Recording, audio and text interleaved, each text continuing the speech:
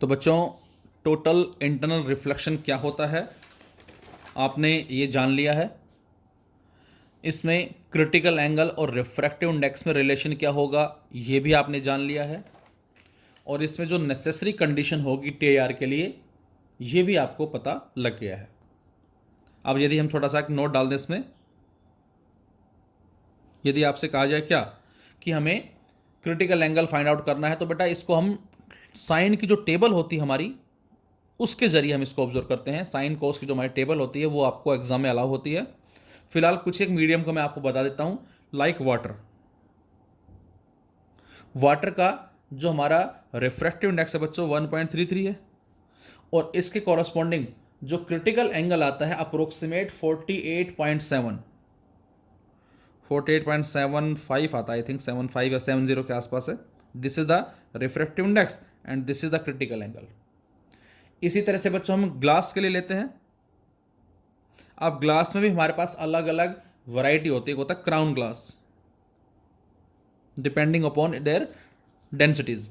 Crown glass इसका हम लेते हैं बच्चों 1.52 रिफ्रैक्टिव इंडेक्स, और इसके कॉरस्पॉन्डिंग जो हमारा क्रिटिकल एंगल आता है वो आता है approximate and that is 41 point I think 14 है, ठीक है, 41.14, ठीक है। ये हमारा आता है क्रिटिकल एंगल। इसी में हम एक लेते हैं flint glass.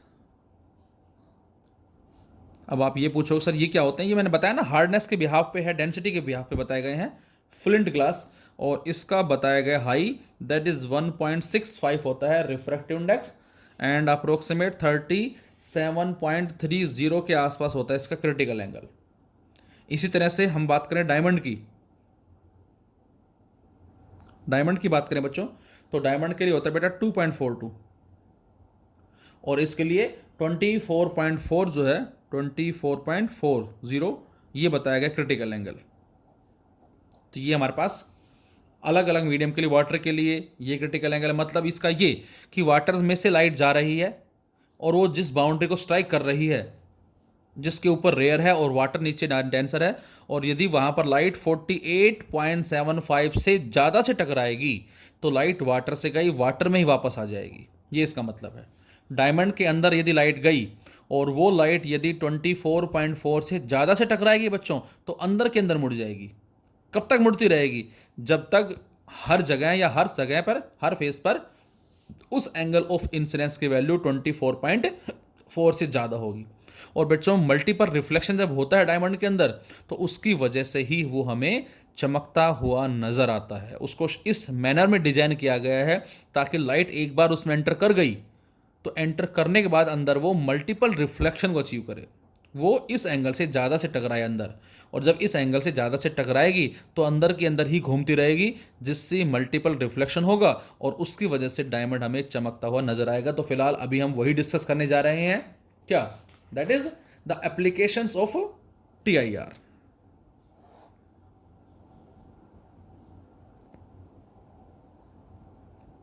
Applications of TIR, total internal reflection की कौन कौन सी एप्लीकेशंस है। तो फर्स्ट हमने यही ले लिया, दैट इज डायमंड का चमकना।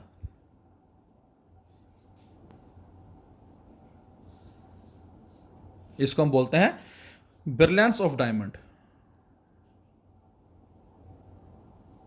ब्रिलियंस ऑफ डायमंड का मतलब डायमंड का चमकना। तो डायमंड क्यों चमकता है? तो आंसर है brilliance of diamond occur on the basis of TIR.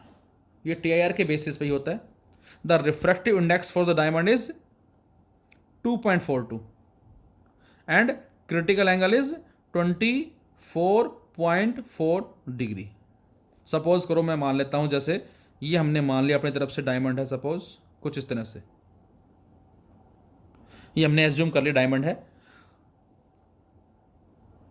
इस तरह से, और सपोज यहां से लाइट आई बेटा कुछ ऐसे, ये इंसिडेंट रे बच्चों, और ये हमारा नॉर्मल हो जाएगा, ये इसका एक्चुअल पाथ हो जाएगा, लाइट बैंड होगी टुवार्ड्स द नॉर्मल ऐसे। अब यहाँ पर ये हो गया सपोज इसका कॉरस्पॉन्डिंग नॉर्मल। अब बच्चों डायमंड के अंदर लाइट ने यहाँ स्ट्राइक किया और यदि यहाँ पर वैल्यू जो है आई की वो सी से ज़्यादा है। सी से ज़्यादा का मतलब बच्चों 24.40 से ज़्यादा है, लाइट बाहर नहीं जाएगी बेटा, अंदर के अंदर मुड़ जाएगी, इधर मुड़ जाएगी लाइट, यहाँ मुड़ गई। अब इस फेस पे ये दूसरा नॉर्मल हो गया। अगेन यदि यहाँ पर फिर से आई की वैल्यू सी से ज़्यादा है, लाइट अंदर मुड़ जाएगी। अगेन अगेन तो ये लाइट कब तक अंदर के अंदर घूमती रहेगी? जब जब ये कंडीशन सेटिस्फाई होगी। सपोज करें लाइट यहाँ टकराई फाइनली 3 4 5 रिफ्लेक्शन के बाद, और यहाँ पर आई की वैल्यू इस 24.4 से लेस है, सपोज 22 डिग्री है, तो TIR नहीं मिलेगा और लाइट इस फेज से बाहर आ जाएगी। और सपोज हम यहाँ खड़े हैं, जब हम यहाँ से देखेंगे, क्योंकि लाइट तो चारों तरफ से आ रही है, ऐसा नहीं कि पर्टिकुलर जगह ऐसे ही चमकता हुआ नजर आएगा। लाइट यहाँ से भी आ रही है, यहाँ से भी आ रही है, यहाँ चारों तरफ से लाइट आ रही है। तो चारों तरफ जो लोग वहाँ खड़े हैं वो सभी इसकी चमक को देख पा रहे हैं। तो फिलहाल मैं एक एग्जांपल ले रहा हूँ कि हम ऑब्जर्व कर रहे हैं, हम यहाँ खड़े हैं, तो जैसे लाइट यहाँ से बाहर आएगी तो अंदर मल्टीपल जो रिफ्लेक्शन हो रहे हैं उसकी वजह से डायमंड हमें चमकता हुआ नजर आएगा। तो हमें केवल क्या ध्यान रखना है? The value of refractive index as well as critical angle for the diamond. तो इसमें थ्योरेटिकल पार्ट क्या लिख सकते हैं? The brilliance of diamond is due to TIR। The value of mu for the diamond is very high. देखो refractive index बहुत ज़्यादा है। अब रिफ्रैक्टिव इंडेक्स ज़्यादा होने का मतलब क्या होगा? इसका मतलब क्या होगा बच्चों? इसका मतलब है कि लाइट की स्पीड जो है डायमंड में बहुत कम हो जाएगी। लाइट की स्पीड जो है डायमंड में बहुत कम हो जाएगी। इसको VD बोल सकते हो आप, ये म्यू डी। सी आपको मालूम है, म्यू डी आपको पता ही है। इसकी हेल्प से आप speed of light in diamond को फाइंड आउट कर सकते हो, या जिस भी मीडियम में हमें स्पीड फाइंड आउट करनी है लाइट की, उसमें C बाय और उस मीडियम का रिफ्रैक्टिव इंडेक्स, उससे हम सोल्व कर लेंगे। तो यहाँ से हमें पता लग गया कि whenever the light is strike at the interface of the diamond at an angle greater than 24.4 then it achieve TIR, and due to multiple reflection the diamond brilliance of diamond occur। और इसमें आप add करना चाहो line एक दो और add कर सकते हैं आप। क्या? The diamond is cut suitably so that the light enter the diamond from any face falls at an angle. तो डायमंड को इस तरह से कट किया जाता है, ये इसका मतलब है। इस तरह से डिजाइन किया जाता है, कट किया जाता है, ताकि लाइट उसके अंदर TIR को अचीव करे। ये इसका मतलब होगा। सेकंड, मिराज।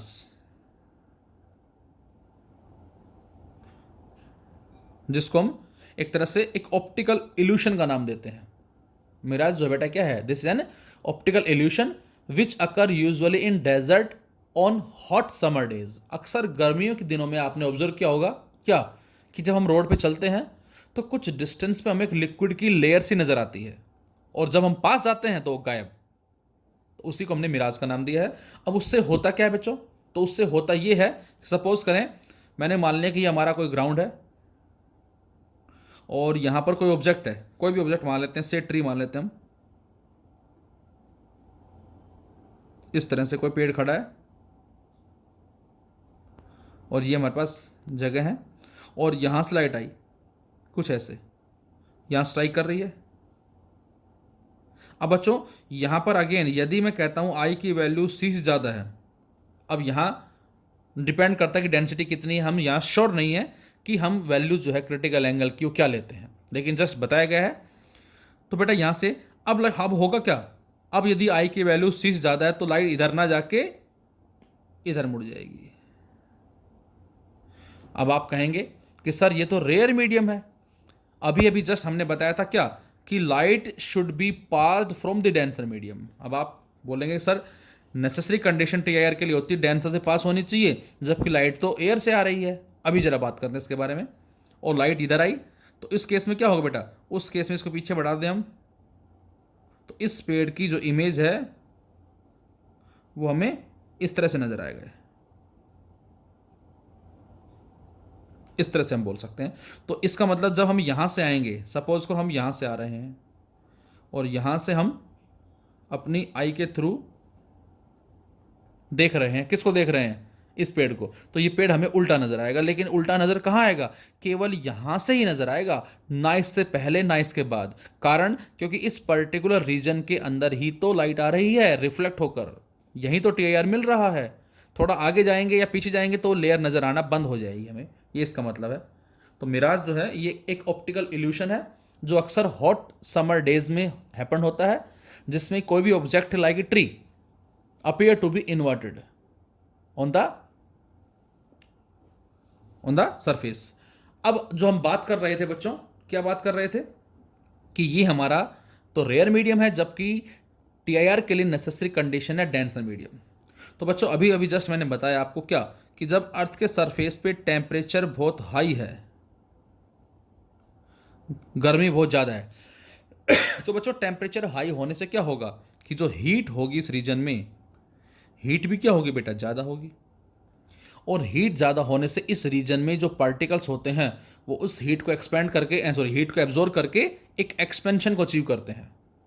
जितना टेम्परेचर बढ़ता है उतना उन पार्टिकल की स्पीड इंक्रीज होती है. ये हमारा एक रिलेशन आता है जो हम पढ़ते हैं क्लास 11th के अंदर काइनेटिक थ्योरी ऑफ गैसेस के अंदर, कि पार्टिकल की जो स्पीड होती है, एयर पार्टिकल, गैस पार्टिकल, वो टेम्परेचर पे डिपेंड करती है. C directly √T. तो टेम्परेचर इंक्रीज करने से उनकी स्पीड भी इंक्रीज होती है.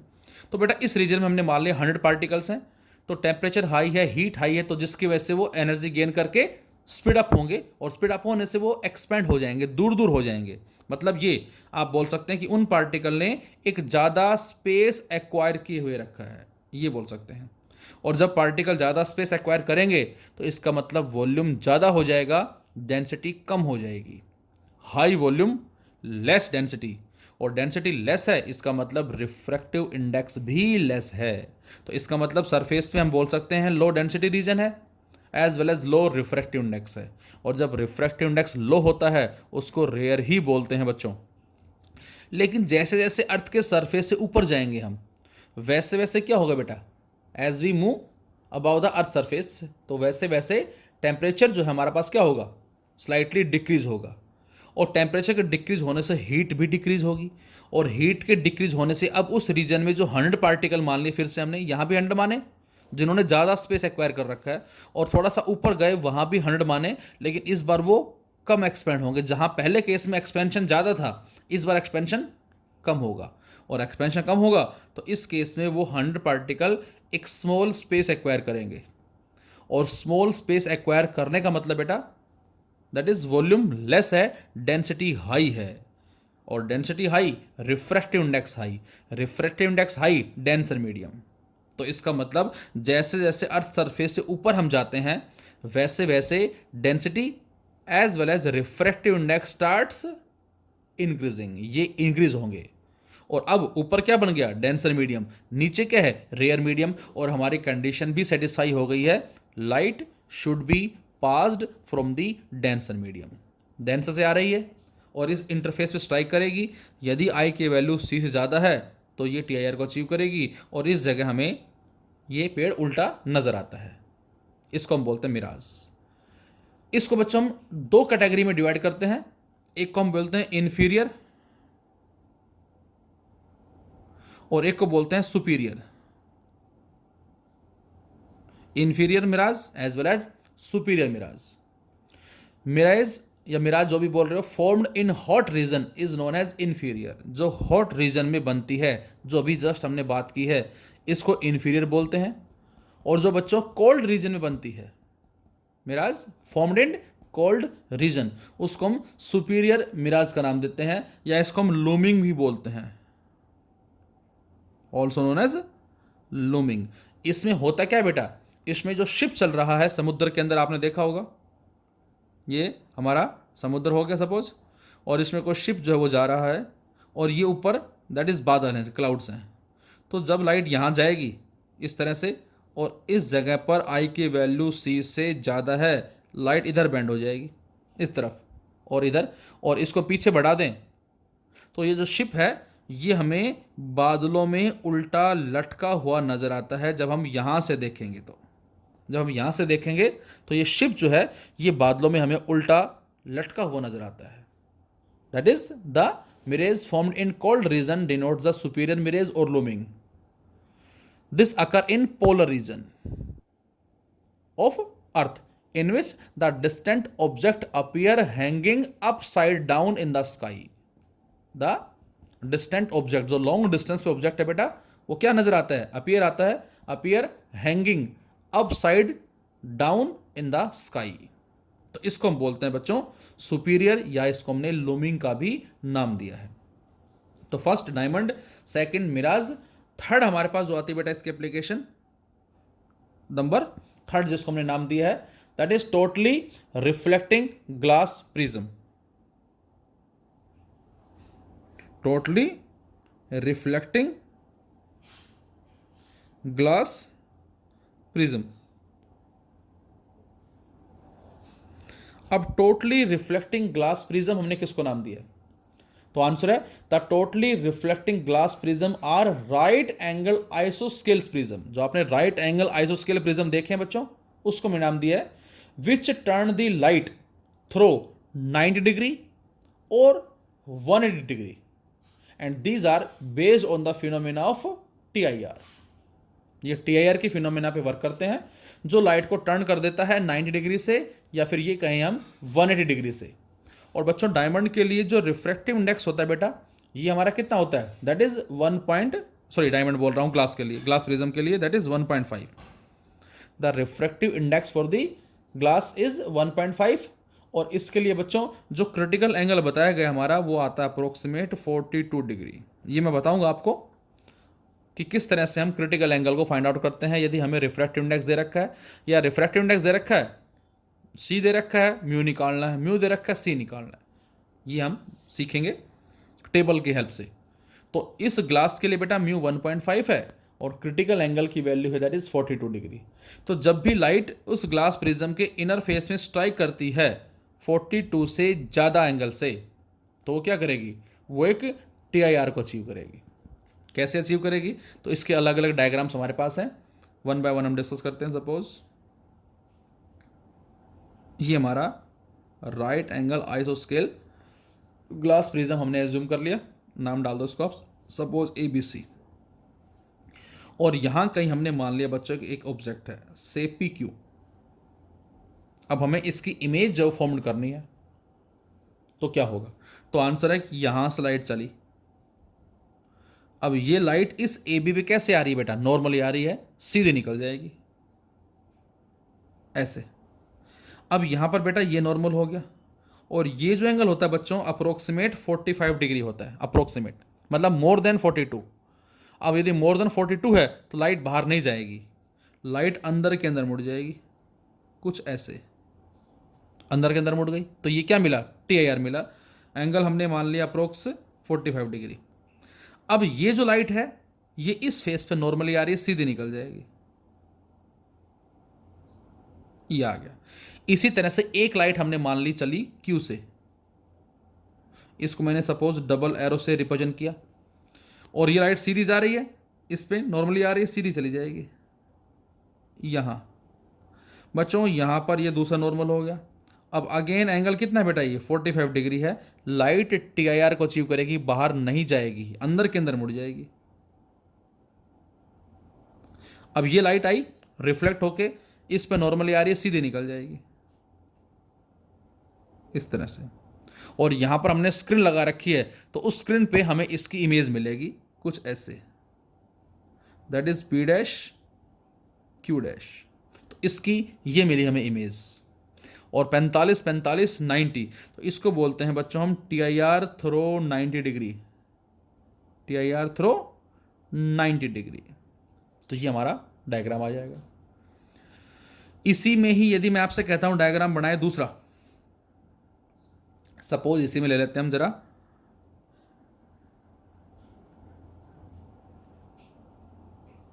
ये डायग्राम,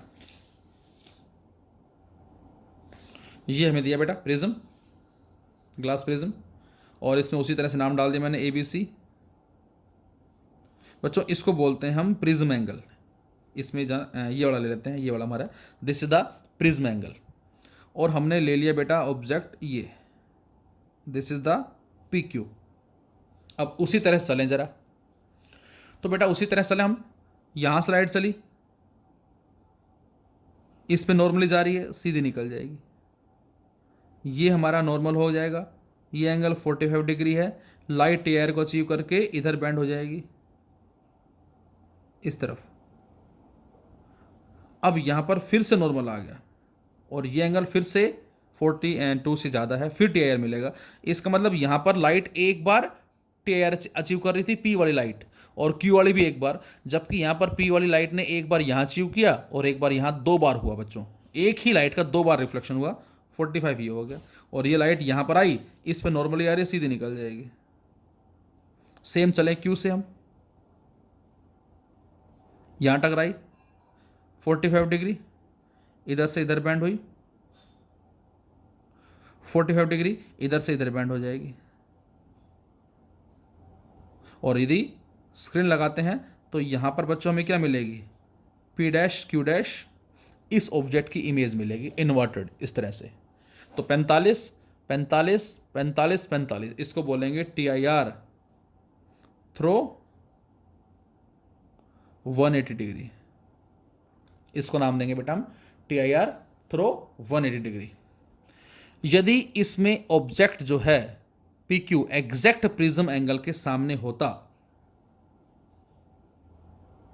सपोज डायग्राम दिया आपको, ये A है, ये B है और ये C है, एग्जैक्ट इसके सामने होता कुछ ऐसे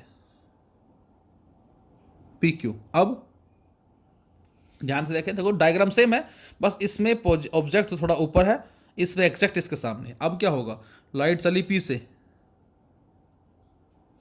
नॉर्मली आ रही है, सीधे निकल गई, यहाँ पर 45 डिग्री TIR अचीव करेगी, इधर मुड़ जाएगी, यहाँ पर फिर 45 डिग्री, फिर इधर मुड़ जाएगी। कहाँ पहुँच गए, P से चले और Q पे पहुँच गए। थोड़ा सा इसको ठीक कर देते हैं, P से चले और कहाँ पहुँचे बेटा, Q पे पहुँच गए। बोलो अब Q से चलो,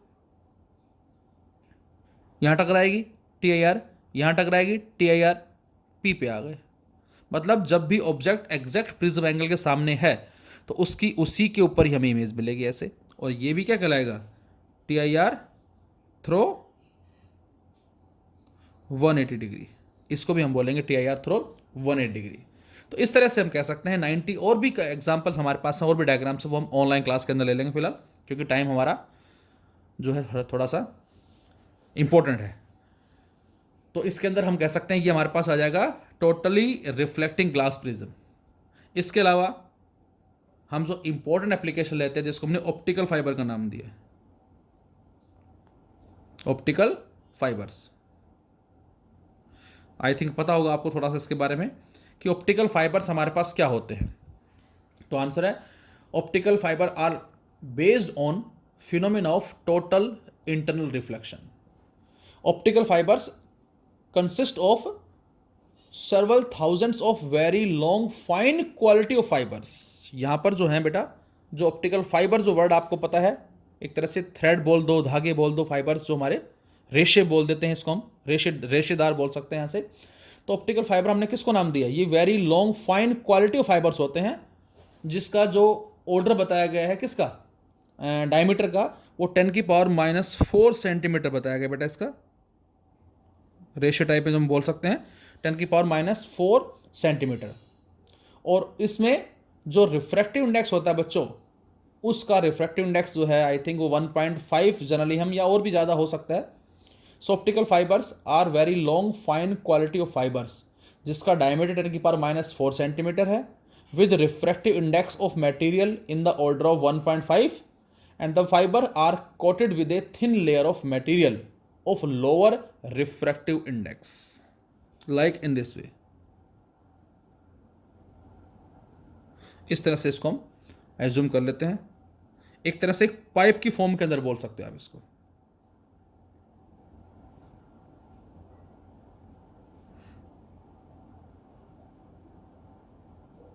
इस तरह का हम बोल सकते हैं, और भी बहुत सारी शेप्स होती हैं, एक पाइप की तरह हम कह सकते हैं। इसका सबसे सिंपल एग्जांपल मैं देता हूँ।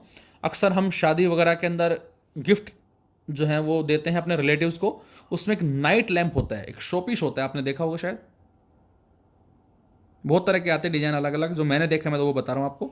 और इसके अंदर एक पाइप सा लगा होता है यहाँ पर ऐसे, और इसमें से ब्रशेज निकले होते हैं कुछ ऐसे ब्रशेज, और इसके साथ जो प्लग होता है उस प्लग को हम स्विच जो बोर्ड होता है हमारा सॉकेट बोर्ड, उसमें लगाकर ऑन करते हैं। तो ऑन करने से ये म्यूजिकल साउंड प्रोड्यूस करता है, घूमता भी रहता है। और रूम में यदि हमने लाइट वाइट ऑफ कर रखी है तो उसकी वजह से क्या होगा, ये डिफरेंट कलर्स की लाइट को इमिट करता है, और वो रूम में हमें नजर आती हैं अलग अलग कलर, रेड ब्लू ग्रीन अलग अलग तरह की। तो ये जो पाइप जो नजर आ रहा है, this is the optical fibre. तो यहाँ पर बेटा ये जो म्यू है दिस इज हाई, ये इसकी कंडीशन है। और इसके ऊपर जिस मटेरियल से कोटिंग कर रखी है उसको बोलते हैं क्लैडिंग। इसका जो रिफ्रैक्टिव इंडेक्स है बच्चों वो लो है, जैसा मैंने अभी बोला 1.5 है और लो 1.48 है, ऐसा बोल सकते हो आप। या अंदर वाले का 1.7 है, ऊपर वाले का 1.5 ऐसा बोल सकते हो। मतलब अंदर वाला जो है वो हाई होता है और बाहर वाला जो लो होता है। क्यों होता है? ताकि इस पॉइंट पे ये जो सरफेस है यहाँ पर जो एनर्जी का एब्जॉर्प्शन है वो नेग्लिजिबल हो। मतलब ये कि जैसे लाइट यहाँ से स्ट्राइक करेगी इस तरह से, यहाँ टकराई लाइट, अंदर चली गई, रिफ्रैक्ट हो गई। अब बच्चों यहाँ पर यदि इस आई की वैल्यू सी से ज़्यादा है तो लाइट टी आई आर को अचीव करेगी, लाइट टी आई आर को अचीव करेगी, लाइट टी आई आर को अचीव करेगी और यहाँ से बाहर आ जाएगी। तो जिस इंटेंसिटी से लाइट यहाँ एंटर कर रही है उसी सेम इंटेंसिटी से एज इट इज़ लाइट हमें मिल जाती है यहाँ। जैसे इसका और सिंपल एग्जांपल हम लें, आप सपोज ग्राउंड में खड़े हैं और अपने फ्रेंड को आवाज़ लगा रहे हैं ज़ोर से, जो भी आपके फ्रेंड का नाम है एक चीज़, और आपका फ्रेंड सपोज 200, 300, 400, 500 डिस्टेंस पे है, आपने आवाज़ लगाई फर्स्ट। सेकंड केस, आपके और आपके दोस्त के बीच में एक सुरंग बना दी जाए, गुफा सी बना दी जाए, बिल्कुल सुरंग टाइप में, और फिर आप आवाज़ लगाओ, तो आई थिंक वो साउंड जल्दी पहुंचेगा उसके पास। तो सेम उसी तरह का कॉन्सेप्ट हमारा ये है कि यहाँ से लाइट चलेगी, वो इस पे स्ट्राइक करके अंदर के अंदर टी आई आर को अचीव करेगी। यहाँ क्लैडिंग करने का मतलब, कोटिंग करने का मतलब क्या है कि एनर्जी का जो एब्जॉर्प्शन है इस पॉइंट पे वो नेग्लिजिबल हो। ये भी हमारा मैथमेटिकल ट्रीटमेंट आता है, जिसके बिहाफ पे हम जो क्लैडिंग करते हैं, क्यों करते हैं बेटा? ताकि इन सरफेसेस के कॉरस्पॉन्डिंग जो लाइट टकरा रही है तो यहाँ पर एनर्जी जो एब्जॉर्ब हो रही है वो नेग्लिजिबल हो, और उसकी वजह से लाइट अंदर के अंदर मुड़ेगी। तो यदि आपने रेवाड़ी से लाइट को ट्रांसफ़र किया है और अंडरग्राउंड फिटिंग कर दी है ऑप्टिकल फाइबर के थ्रू, और यहाँ से पास करेंगे, तो सपोज उसको दिल्ली में जाके हम एज इट इज़ ऑब्टेंड कर सकते हैं। तो ये हमारा ऑप्टिकल फाइबर कहलाता है। या आपने सुना होगा, अपने गली मोहल्ले में, अड़ोस पड़ोस में, घर में कोई छोटा बच्चा है और वो सिक्के को निगल गया, या कोई छोटी कंचा जो होती है गोली उसको खा गया, या कोई क्रेजी बॉल है, क्रेजी बॉल को निगल गया। अब उसके पेरेंट्स फटाफट से डॉक्टर के पास जाएंगे और डॉक्टर क्या करेगा? ऑप्टिकल फाइबर लेगा और उस पाइप को उस बच्चे के माउथ के थ्रू पेट में थोड़ा ट्रांसफ़र करेगा, लाइट पास करके वो अपनी कंप्यूटर स्क्रीन पे चेक करेगा कि पेट के किस हिस्से में वो चीज़ गिरी हुई है, और वो फिर जो भी उसका प्रोसेस होता है उसको निकालने का, उससे वो बाहर निकालता है। तो उस पाइप के ज़रिए वो चेक करता है कि लाइट जाएगी और उसके शरीर के किस हिस्से के अंदर वो कॉइन है या जो भी स्फीयर है, जो भी क्रेजी बॉल है, जो भी है वो गिरा हुआ है। छोटे छोटे बॉल निगल जाते हैं अक्सर बच्चे ना, तो ये हमारे कहलाती है। So the bundle of optical fibre is called light pipe. जो ऑप्टिकल फाइबर का जो बंडल है इसको हम लाइट पाइप बोलते हैं बच्चों। And this can transmit an image. The pipe is flexible so it can be twisted. ये फ्लेक्सिबल होता है तो इसको जैसा मर्जी इस तरह से आप इसको तोड़ मोड़ भी सकते हो, आप इसको ना इस तरह से इसको हम ट्विस्ट भी कर सकते हैं, टेढ़ा मेढ़ा भी कर सकते हैं यहाँ से। और ह्यूमन बॉडी एंडोस्कोपी, हाँ जो मैं वर्ड आपको बता रहा था, एंडोस्कोपी में जस्ट इसको जनरली यूज़ किया जाता है। इसके अलावा इसको बेटा हम यूज़ करते हैं transmission and reception of electric signal. Electric signal को, क्योंकि पहले इलेक्ट्रिक सिग्नल को लाइट सिग्नल में कन्वर्ट करते हैं, फिर लाइट सिग्नल को एक जगह से दूसरी जगह भेजते हैं और फिर उस वापस लाइट को इलेक्ट्रिक में कन्वर्ट करते हैं। तो ये एनर्जी के कन्वर्जन में भी यूज होता है। तो इसका, और optical fibre are also used in telephone and other transmission cable, जिसमें 2000 अप्रोक्सीमेट टेलीफोन मैसेजेस जो हैं विदाउट लॉस ऑफ इंटेंसिटी जो है उसको हम ट्रांसफ़र कर सकते हैं। तो ये इसकी एप्लीकेशंस कहलाती हैं। Thank you.